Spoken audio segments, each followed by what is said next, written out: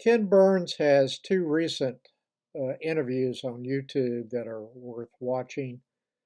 I have provided links in the more section below.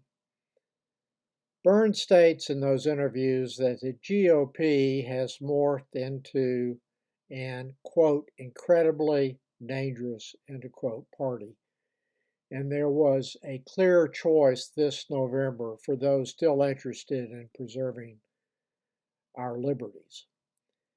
It is easy to find factual support for his concerns. I'm just going to summarize a few of them that come from recent statements made by Trump. Trump recently made it clear that he wanted lawyers, election officials, political donors, and operatives charged criminally for some unspecified, unsavory activity as defined and determined by him. A few days ago, Trump stated that Nancy Pelosi needed to be arrested and prosecuted for crimes since Trump believes she was responsible for January 6th.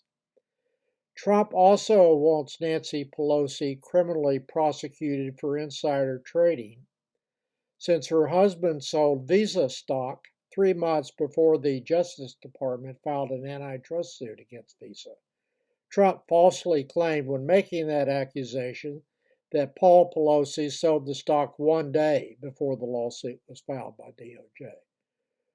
Nancy Pelosi denied that she had any knowledge of the lawsuit before it was filed, and there are no facts supporting Trump's claim, and none are ever necessary to support an accusation that he makes.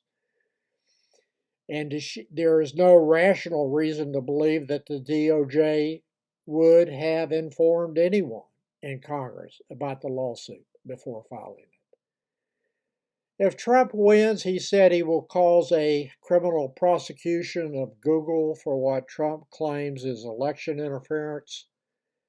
The apparent source relied on by Trump for justifying that criminal prosecution apparently comes from the Media Research Center, which is viewed as a far-right organization with an agenda. Its CEO once said President Obama looked like a, quote, skinny ghetto crackhead, end quote. I was not able to duplicate the claims of bias with the search term reportedly used by the Media Research Center. Trump recently called Harris mentally unstable and mentally impaired from birth. He also demanded her impeachment based on false and misleading information, which, when it comes to Trump, can only be measured in units of tens of thousands.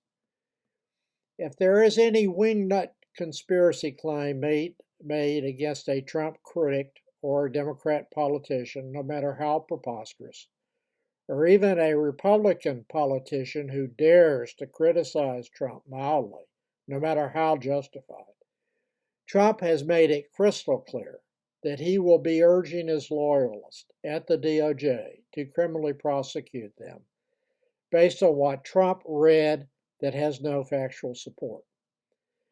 Trump recently made it clear to anyone listening to him that he is going to replace career DOJ employees with his loyalists, who will do whatever he tells them to do. A recent article at the Wall Street Journal goes into details. What is generally not recognized by voters is that Trump and his allies tried to cancel votes in 2020 made by U.S. citizens. This was done in several states won by Biden. The claims were based on various theories, but the most common denominator is that an election commission allowed mail-in voting or provided drop boxes that the Republicans claimed were not authorized by state law. In fact, about one half of the House Republicans and many of the Republican state attorney generals joined a petition that requested the Supreme Court to cancel the certified election results in 4 states won by Biden and to authorize the Republican-dominated legislatures in those states to decide who won. As with the claims made by Trump and his allies to cancel certified totals in the 2020 election, there is a current effort with more than 70 lawsuits filed that focus on making it difficult for citizens to vote and canceling votes primarily made by those voting by mail who are primarily voting for Democrats.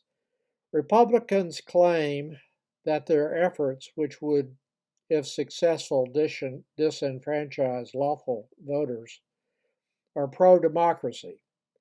They are just the opposite and are clearly so.